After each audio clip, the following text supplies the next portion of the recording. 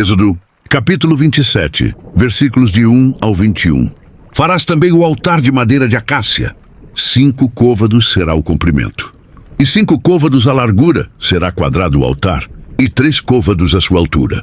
E farás as suas pontas nos seus 4 cantos. As suas pontas serão do mesmo, e o cobrirás de cobre. Far-lhe-ás também os seus recipientes para recolher a sua cinza, e as suas pás, e as suas bacias, e os seus garfos e os seus braseiros. Todos os seus utensílios farás de cobre. Far-lhe-ás também um crivo de cobre em forma de rede.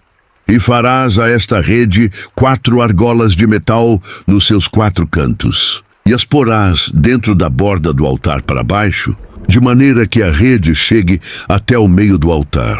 Farás também varais para o altar, varais de madeira de acácia, e os cobrirás de cobre. E os varais serão postos nas argolas, de maneira que os varais estejam de ambos os lados do altar, quando for levado. Oco e de tábuas o farás. Como se te mostrou no monte, assim o farão. Farás também o pátio do tabernáculo, ao lado meridional que dá para o sul. O pátio terá cortinas de linho fino torcido. O comprimento de cada lado será de 100 côvados. Também as suas 20 colunas e as suas 20 bases serão de cobre. Os colchetes das colunas e as suas faixas serão de prata. Assim também para o lado norte as cortinas, no comprimento, serão de 100 côvados. E as suas 20 colunas e as suas 20 bases serão de cobre. Os colchetes das colunas e as suas faixas serão de prata. E na largura do pátio, para o lado do ocidente, haverá cortinas de 50 côvados.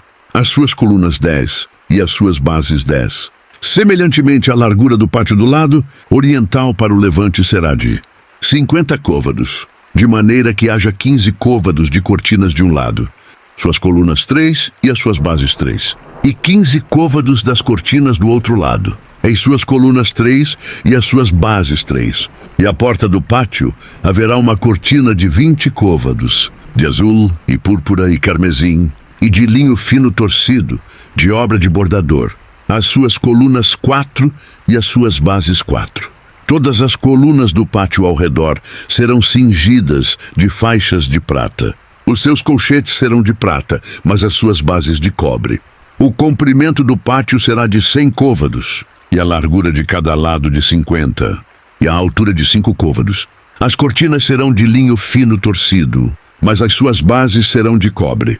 No tocante a todos os vasos do tabernáculo em todo o seu serviço, até todos os seus pregos, e todos os pregos do pátio serão de cobre.